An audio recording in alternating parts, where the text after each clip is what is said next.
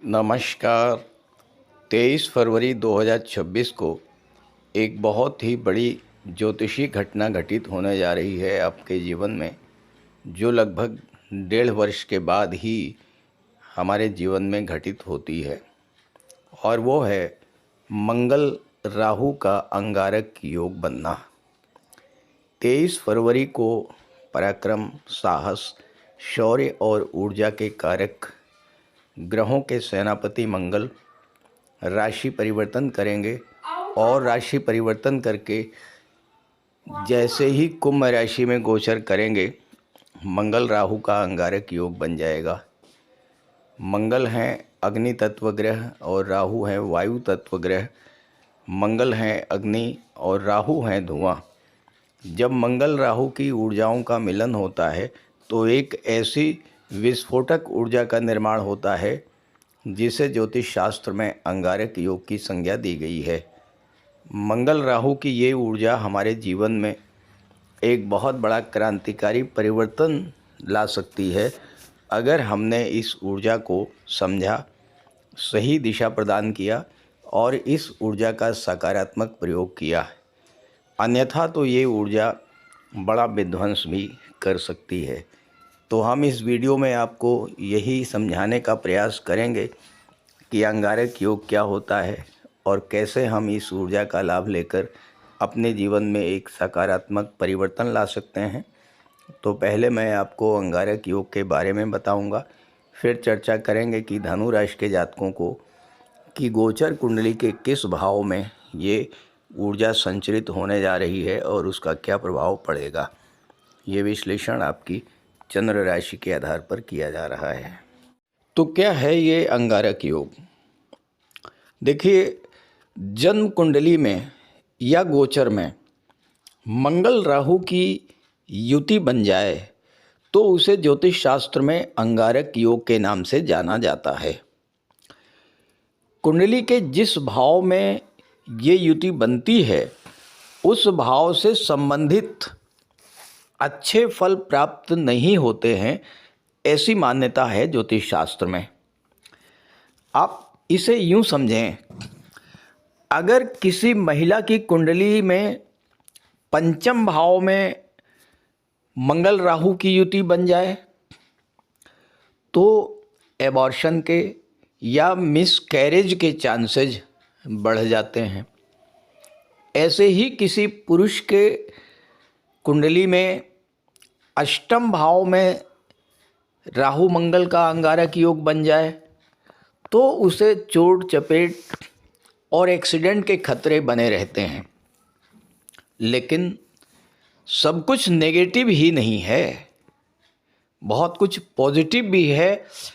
अगर आपने मंगल और राहु की इस ऊर्जा को समझ लिया और इसको सही तरीके से प्रयोग कर पाए तो।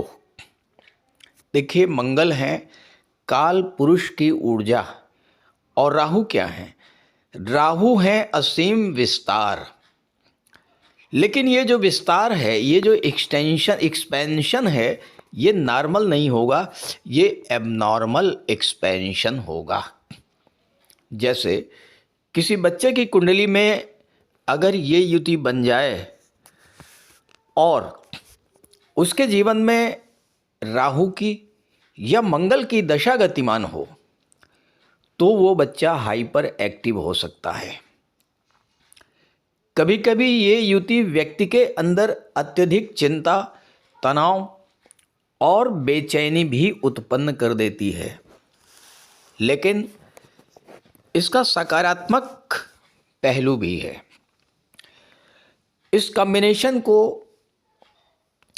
सूर्य, शनि या गुरु का सपोर्ट मिल जाए तो ऐसा जातक बड़ा से बड़ा कार्य, बड़े से बड़ा चैलेंज एक्सेप्ट भी करता है और उसे पूरा भी करता है। अब अगर इसी कॉम्बिनेशन को शुक्र का सपोर्ट मिल जाए, यानी नवम पंचम का योग बन जाए, त्रिकोण का संबंध बन जाए, तो व्यक्ति को बहुत शानदार प्रॉपर्टी का मालिक बना देता है। लेकिन अगर इसका संबंध अष्टम भाव से बन जाए तो प्रॉपर्टी से रिलेटेड बड़े विवाद भी उत्पन्न हो जाते हैं।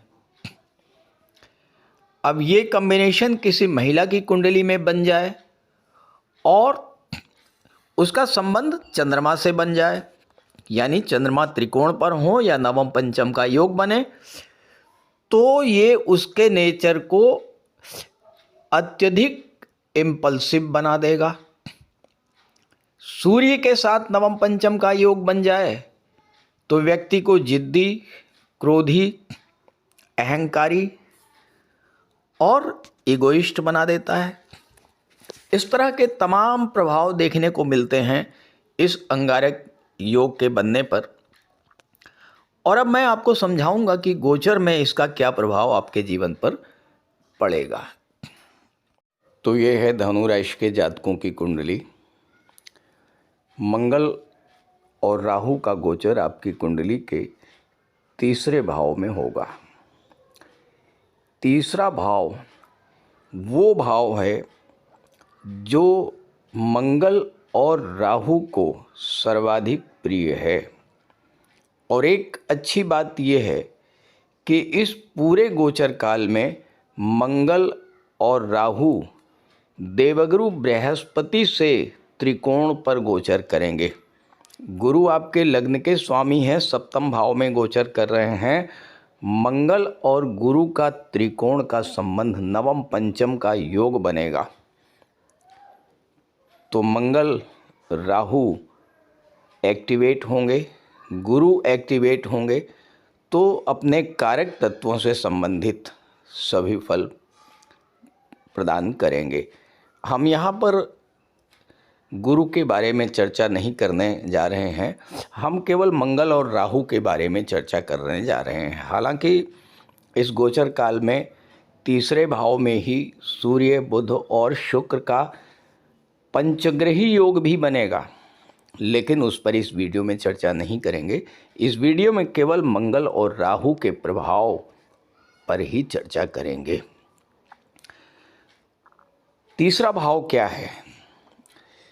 तीसरा भाव हमारे पराक्रम, पुरुषार्थ को दर्शाता है। हमारी क्षमता, हमारी पावर, हमारी शक्ति को दर्शाता है तीसरा भाव। जब यहाँ मंगल और राहु जैसे ग्रहों का गोचर होगा तो हमारी फिजिकल स्ट्रेंथ बढ़ेगी, मेंटल स्ट्रेंथ बढ़ेगी, संकल्प शक्ति बढ़ेगी। तीसरा भाव अगर मजबूत है आपकी जन्म कुंडली में तो आप ये समझ लीजिए कि मानसिक रूप से, शारीरिक रूप से आप बेहद मजबूत हैं। तीसरे भाव से किसी कार्य को पूरा करने की कितनी क्षमता है ये देखा जाता है। अगर तीसरा भाव मजबूत नहीं है तो आप केवल कल्पना करेंगे, आप सोचते रहेंगे ये करना है, वो करना है, केवल सपने देखेंगे लेकिन कुछ कर नहीं पाएंगे। तो कार्य को पूरा करने की क्षमता और शक्ति कहाँ से आती है? तीसरे भाव पर आती है। और यहाँ मंगल राहु का अंगारक योग बन रहा है। मंगल राहु की ऊर्जा का संचरण तीसरे भाव में होगा। तो यहाँ पर क्या करेंगे मंगल?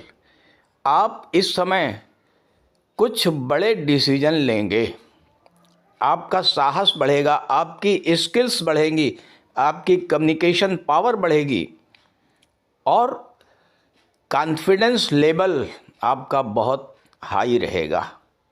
लेकिन ध्यान रहे, ओवर कॉन्फिडेंस से बच करके चलना होगा। मंगल और राहु का जो ये गोचर है आपके तीसरे भाव में, वो आपके अंदर इतनी मानसिक क्षमता, इतनी दृढ़ता उत्पन्न करेगा कि जिस कार्य के बारे में आप सोच रहे हैं, जिस कार्य को पूरा करना चाहते हैं, उस कार्य को पूरा करके ही मानेंगे। अब यहाँ देखिए, कुंडली का जो 11वां भाव है ये आपकी इनकम का भाव होता है। यहाँ पर राहु की दृष्टि पड़ रही है, यहाँ पर गुरु की दृष्टि पड़ रही है।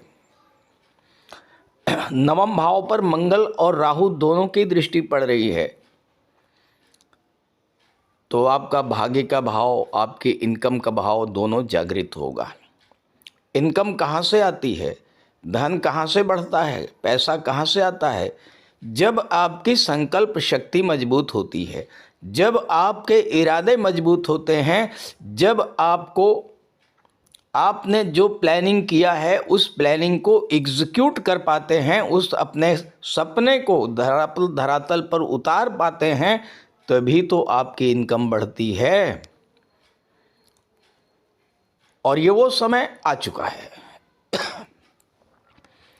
अब आप कहेंगे कि कार्य के क्षेत्र में बाधाएं तो बहुत आती हैं, तमाम तरह की रुकावटें आ रही हैं। धनु राशि के जीवन में शनि की ढैया चल रही है, शनि की दृष्टि 10वें भाव पर पड़ रही है, और शनि की दृष्टि पड़ने के कारण कार्य क्षेत्र में लगातार अप डाउन्स बने हुए हैं। ये बात बिल्कुल सही है। उन बाधाओं को समाप्त करने के लिए ही मंगल का गोचर 3रे भाव में हुआ है, क्योंकि मंगल की दृष्टि 6ठे भाव पर पड़ रही है। और 6ठे भाव का संबंध मंगल से बन जाए तो जीवन में हर तरह के संघर्ष को फेस करने की क्षमता डेवलप हो जाती है। हर तरह के समस्या को सॉर्ट आउट करने की क्षमता डेवलप कर देते हैं मंगल। और यही आपके साथ होने जा रहा है। भले ही ढैया चल रही है, लेकिन आपके कार्य क्षेत्र में आपके सामने जो रुकावटें, जो बाधाएं आ रही हैं, उन्हें समाप्त करेंगे मंगल। क्योंकि मंगल की दृष्टि 6ठे भाव पर भी है और मंगल की दृष्टि 10वें भाव पर भी है। मंगल सेनापति होते हैं और यहाँ पर आपके अंदर लीडरशिप की भावना को डेवलप करेंगे। आप अपनी टीम को लेकर के बहुत तेजी के साथ अपने कार्यों को पूरा करेंगे। हाँ, थोड़ा सा ध्यान रखना होगा, नवम भाव से मंगल का संबंध बन रहा है, तो पिता के साथ रिलेशंस को बहुत बचा करके रखिएगा। क्रोध से बचिएगा, अपने पिता का ध्यान रखिएगा, पिता की सेवा कीजिएगा और पिता का आशीर्वाद प्राप्त करते रहिएगा। यहाँ पर एक बात और बता दूं कि गुरु मंगल का दृष्टि संबंध बन रहा है, और कुंडली में जब भी गुरु और मंगल का संबंध बनता है तो extra source of income generate होते हैं। और ये इनकम के सोर्स आपको मंगल के क्षेत्रों से मिलेंगे, मंगल के कारक तत्वों से मिलेंगे। मंगल किस चीज़ का कारकत्व रखते हैं? मंगल भूमि के कारक हैं, प्रॉपर्टी के कारक हैं, मंगल रियल इस्टेट को शो करते हैं। और शनिदेव कहाँ बैठे हैं? आपके 4थे भाव में बैठे हैं। गुरु की दृष्टि मंगल पर है, तो इस समय प्रॉपर्टी से आपकी इनकम बढ़ेगी। रेंटल इनकम हो सकती है, आप लीज पर दे सकते हैं कोई प्रॉपर्टी सेल आउट कर सकते हैं, कोई प्रॉपर्टी ऐसी प्रॉपर्टी जिसे आप रेंट पर दे करके अच्छा पैसा कमा सकते हैं, या कोई पुरानी प्रॉपर्टी बेच करके नई प्रॉपर्टी आप खरीद सकते हैं। इस तरह की चीज़ें आपके जीवन में होने जा रही हैं। 3रा भाव आपके स्किल्स को शो करता है, और मंगल राहु आपके स्किल्स को कई गुना बढ़ा देंगे। नई नई चीज़ों को सीखने की क्षमता आपकी बढ़ेगी। कुछ नई जानकारियाँ, कुछ नए स्किल्स, और राहु तो आपकी इंट्यूशन पावर को बढ़ा देंगे यहाँ पर। यानी भविष्य में क्या होने का संभावना है, इसका आभास आपको पहले से होना शुरू हो जाएगा, और इसका प्रभाव ये होगा कि आप उसी के अकॉर्डिंग अपनी प्लानिंग करेंगे। इस गोचर काल में चूँकि नवम भाव से मंगल और राहु का संबंध बन रहा है, तो आपकी यात्राएं भी होंगी। छोटी मोटी यात्राएं भी हो सकती हैं और बड़ी और लंबी यात्राएं भी हो सकती हैं। विदेश यात्राएं हो सकती हैं, तीर्थ यात्राएं हो सकती हैं, धार्मिक यात्राएं भी हो सकती हैं। पंचम भाव के स्वामी हैं मंगल, और राहु के साथ बैठे हैं। राहु शेयर मार्केट को दर्शाते हैं। राहु के साथ मंगल हैं, तो आपके शेयर मार्केट में रिस्क लेने की क्षमता बढ़ेगी। लेकिन ध्यान रहे, बिना सोचे समझे, बिना अपने फाइनेंशियल एडवाइज़र की सलाह लिए कोई बड़ा रिस्क मत लीजिएगा। निवेश आपने कर रखा है तो उससे आपको बड़ा लाभ इस समय मिलने का भी योग बन रहा है। अब देखिए, गुरु सप्तम में बैठे हुए हैं। धनु राशि के वो जातक जो विवाह के इच्छुक हैं, उनके विवाह का भी बहुत अच्छा योग बनेगा। आपके जो शत्रु हैं वो पराजित होंगे, क्योंकि मंगल शत्रुहंता योग बना रहे हैं। मंगल आपकी कुंडली में 12वें भाव के भी स्वामी हैं। 12वां भाव क्या है? 12वां भाव लीगल मैटर्स को दर्शाता है, कोर्ट कचहरी को दर्शाता है। तो कोई पुराना कोर्ट कचहरी का मैटर है, कोई लीगल मैटर चल रहा है आपके जीवन में, उसको अगर आप इस समय प्रयास करेंगे तो उससे आप बाहर निकल पाएंगे। लीगल प्रॉब्लम्स सॉर्ट आउट करने के लिए बेहद अनुकूल समय रहेगा ये, क्योंकि आपके पास मंगल और राहु दोनों की ऊर्जा होगी। तो इस तरह से धनु राशि के जातकों के लिए मंगल और राहु का ये गोचर कई मामलों में विशेष उपलब्धियां प्रदान करने वाला है। इस गोचर का पूरा लाभ उठाइए। ये वीडियो, ये जानकारी अपने साथियों और मित्रों को भी ज़रूर शेयर कीजिएगा।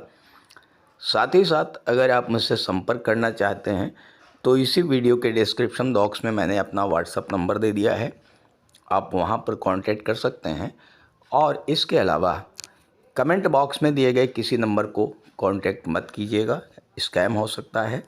और मैं अपना व्हाट्सएप नंबर आपके सामने स्क्रीन पर लिख दे रहा हूँ, इसे आप नोट कर लीजिए। 9058144412।